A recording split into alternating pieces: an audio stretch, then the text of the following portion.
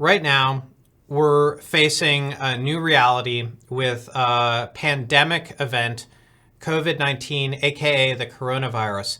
And we think about a lot of things as it relates to health and the economy, but we should also, as IT professionals, if we're in this space, be thinking about how we as IT professionals can react and prepare for this. And I want to give you some perspective on the matter that might help you affect and prepare a little bit better in your organization.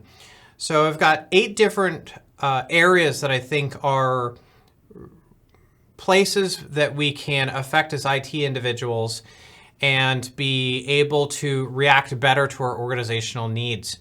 The first of these is actually collaboration tools. The collaboration tools and the space in general has come a long way. And thankfully, no organization doesn't have a collaboration tool, but do you have collaboration tools that meet the gamut and spectrum of what your users are going to really benefit from in a reality that might mean a lot of working from home and remote workers? We have certainly access to things like web conferencing, things like Zoom, WebEx, GoToMeeting, and the like. But do we also have a good messaging service that is going to allow much more free-flowing communication inside of our organization? Teams of Slack have been new applications that have made a big splash, and they're something you want to take a closer look at if you don't have these lit up for your users. One really good thing about the collaboration tools in this space is that right now, the vendors, the manufacturers of these tools are in many cases making them free or making elongated trials so you can light these up without paying an immediate expense. And so it's something that you should be thinking of. Another area that we should be mindful of is remote access. How, if people are going to be working from home, are they going to be able to attach to systems inside of our network? Maybe they're accessing file share or resources or a network-based application that you can only access internally or through the VPN. You have web VPN and IPsec VPNs, but all of these are going to impact the firewalls that facilitate them. What is your capacity on those firewalls? Are you going to buckle under the pressure of a tenfold magnification of VPN throughput because everybody or a large portion is working from home? So do some calculations and see, do I need to up my game with respect to VPN throughput? Maybe I'm going to have to pluck and chuck some firewalls. It would be better to react to this proactively as opposed to after people are working from home and the throughput is so bad that people just shut off their VPN and they can't get their work done, or the VPN is just super slow. It would be great to have a seamless VPN solution that doesn't have throughput issues and capacity issues. We also might need to plan for people using our organizational telephony at home. We can certainly forward calls, and that's a great option. We can think about soft phones. But what if somebody has to take an IP-based desk phone and they need that assurance of a physical phone, or there are services that they're dependent on with that physical phone? So they're taking it and they're going to bring it into their home.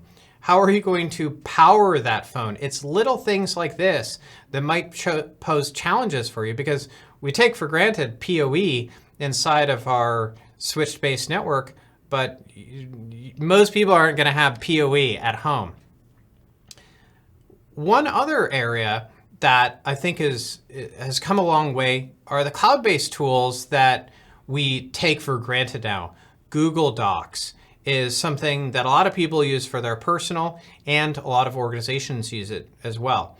This is great because we don't need a desktop application, and so we can access those same tools anywhere. Same is true for Office 365 web apps. In fact, you don't need a desktop application to access Office-based documents if you use Office 365. I also prefer in many cases to use the desktop applications, But some people are going to be accessing documentation from home, and it's nice to explore the options and make sure that you're licensed accordingly so that if people do need to use web-based applications, that they're able to do that. What about their systems at home?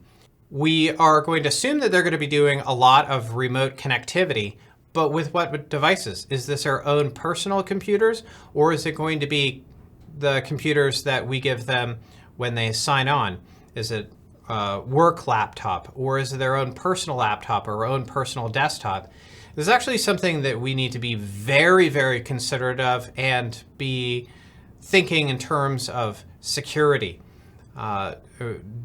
Do we have the right technologies in place to wrap around this? We don't just want to provide VPN services to these. We want to make sure that those VPN services are also protected. But before we get down into that rabbit trail, do they have a system that they can use? Or are we going to have to anticipate giving those individuals a laptop? Do they have internet connectivity in the places where they're going to be doing work? Do they have Wi-Fi? Do they have the ability to hardline? Those are things that sometimes as IT professionals we take for granted. Yeah, everybody has Wi-Fi. Everybody has broadband, high-speed connectivity. But that is absolutely not the case. And you want to validate that whenever possible. If we are expanding the footprint of the devices that are going to connect up to our environment, we absolutely need to double down on security with respect to BYOD, home devices, home PCs, home laptops. This is a much scarier thing than you might take at face value. You want to make sure that if you are rolling out VPN connectivity for individuals so they can work on their home computers, that they meet the security demands that you use internally. We have expectations, certain operating systems, certain patch levels, antivirus, internal firewalls, malware protection. All of these should be in place, and we shouldn't take shortcuts here. We should, in fact, be extremely careful about what we allow to connect to our network. And even if we aren't VPNing in, things like software as a service, we do need to make sure that if people are connecting to web-based applications from home, not through a VPN, we still need to make sure that these checks are in place, okay? Don't take shortcuts there. We also should be thinking about protecting the people or protecting other people. So let's just make sure we're washing our hands, we're sanitizing the workstations that we use, especially shared workstations, which are pretty common in IT places, especially in the data center and things like that. And lastly, physical security for our site. Play out a scenario where the majority, if not all, people work from home. What happens in the office when you're not there? Think about how you're going to be able to monitor that. Do you have security cameras in place? Can you access those remotely? Can you look at logged footage? Are the locks set up the way that you think that they're going to be?